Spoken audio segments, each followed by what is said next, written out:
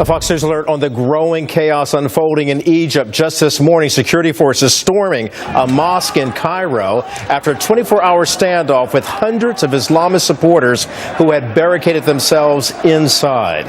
Hello, everyone. I'm Kelly Wright. Welcome to a brand new hour inside America's news headquarters. Yeah, we're so pleased to have you with us. Great to be with you, Kelly, as well. But the situation is quickly unraveling. Take a look at this video out of northeast Egypt. Hundreds of people are on this bridge, and they are literally ducking and running for their lives. As the shots ring out, the death toll has been climbing. At least 173 people have been killed. That is just since yesterday.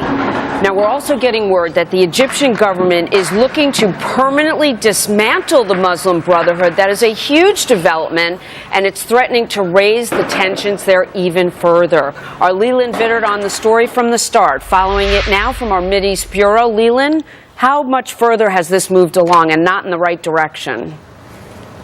Jamie, it's very clearly gone from a protest movement, if it ever was one, to a full-out armed insurrection. We have some video from that mosque that we want to show you, and what it very clearly shows is supporters of the Muslim Brotherhood up in the minaret firing out into the crowds and then firing at the police. It's a very different picture than the Muslim Brotherhood has been painting of a peaceful protest.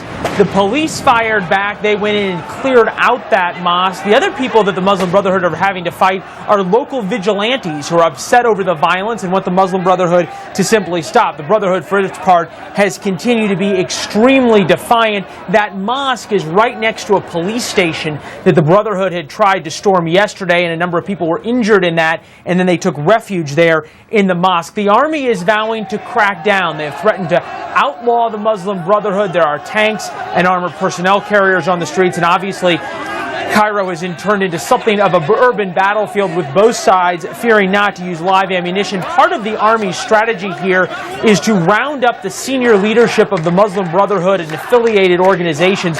One of the guys we've heard they just arrested is Mohammed al-Zawahiri. If that name sounds familiar, it's because he is the brother of the leader of Al-Qaeda.